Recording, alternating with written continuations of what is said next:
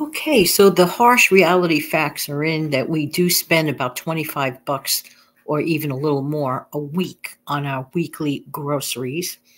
And if you want, you could go back to last Monday's show. We're going to talk today about some solutions to the problem, and it is an issue for many people. All right, let's get back to it, and I'll be back in a minute.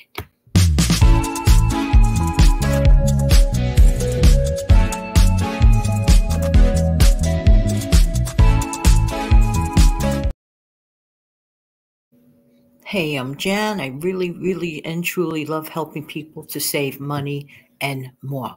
Welcome to the Let's Save Money show. Hope you're doing well today on this Monday morning. All right, so we have expenses that have gone up, but what can we do about it? Well, we can't really change the numbers, if you will.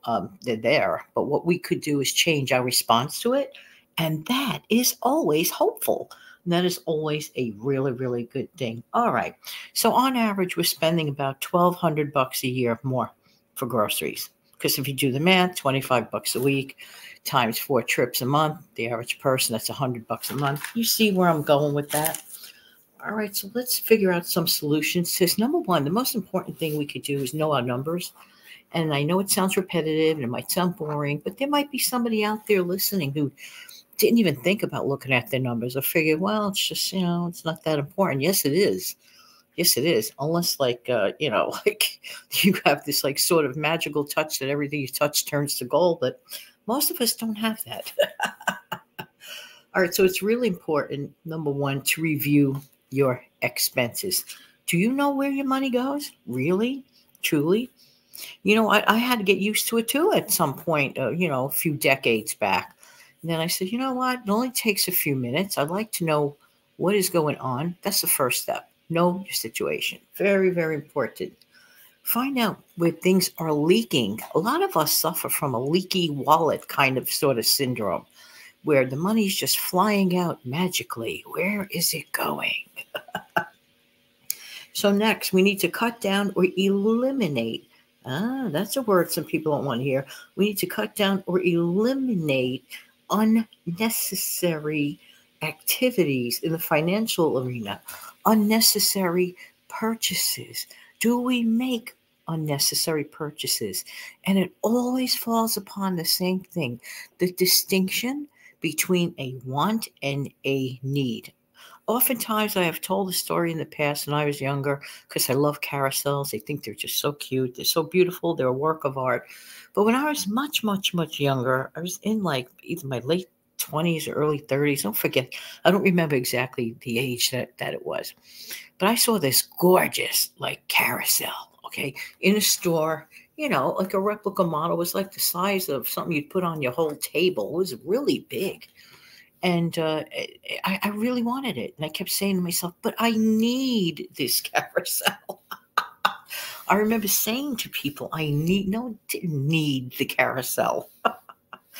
I needed to enjoy looking at the carousel. So at the end of the day, I never did get that carousel because it was purely a want. And that was one of my first lessons at that point. I felt like an overgrown, bumbling, wanting a carousel person. Looking back at that was not so important. What was important is always keeping my bills paid, which I always thankfully made sure I did. But to tell you that I didn't really want that would be a lie. So we have to distinguish our wants from our needs. That's a very important thing to hone, how to use that skill. It's a muscle, mental muscle to build. But I really need that carousel. No, Jan, you did not need that carousel. You wanted that carousel. And of course, accordingly, I did not get that carousel. But I did look up pictures of carousels, and I think posters of beautiful carousels are a good, reasonable facsimile to get the joy of looking at the carousel. When you go to one, take a bunch of pictures and enjoy that. There are ways around things. There you go. All right, so take good care of the stuff that you already have in your life. A lot of people, they want like really, really nice things. And I'm baffled about how many people that get like really excellent cars. And I say to myself, I'm not sure if they really could afford it, nor is it my personal business if they could or can. It's none of my business. I don't ask any questions. But what puzzles me is when I watch that same type of individual not take good care of what they have in their life, not whether it's a car, whether it's a home, whether it's an apartment, whether it's just an object or clothing or what it is, in my opinion. And actually, I think it's just the right thing to do. Whatever we are so blessed enough to have in our life, try to take the best care of it, not just for appearance, because it's the right thing to do. And the double bonus is this: the more we take care of the things that we have been given and blessed with in our lives, we are going to get back a wonderful, wonderful service from that object or that thing. And eventually, that good quality object or thing that we respect will actually save us a lot of money down the road. So it's really important to take good care of the stuff that we've been given, okay? All right, now this may sound boring, repetitive, but it's so important. And this is why all the budget channels, all the frugal channels, all us money watcher people, we got into it. But it's really important that as much as humanly possible, that we cut out or cut down on unnecessary expenses. Sometimes, again, it falls in a similar category, but not 100% of wants and needs. Like a lot of people confuse like entertainment with needs. I'm not saying we don't need a healthy distraction from just work, work, work, work. It can't just be all work and no play, no having fun activities, okay? But find other resourceful ways to enjoy your day. For example, some people like to sit down to a crossword puzzle. That's a very inexpensive hobby to do. I mean, fun distraction, mind game activity. Keeps your mind alert as well. Or go out and throw a ball in your backyard. Uh, frisbee is always one of my favorites. Tossing a frisbee is a lot of fun.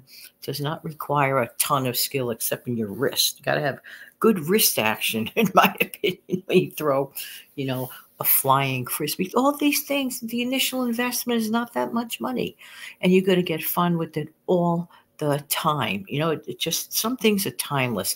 Classic board games. There are just things we could do.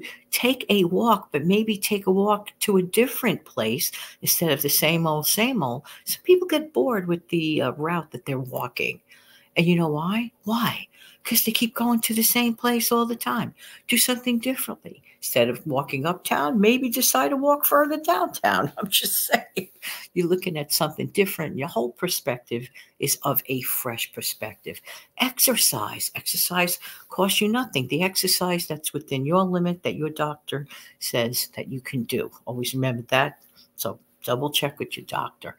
And there are some really great videos on it. There are many things we could do that does not cost money. Did you ever sit down and figure out the cost of an average movie and a snack? Yeah, that's all I can say on that. Keep that as a once in a great while. But my personal attitude for those outside movies, eventually the movie does come to me later on, and I could see the same movie for a lot less money in the comfort of my own armchair as opposed to all the other places. But that's just my opinion on that one.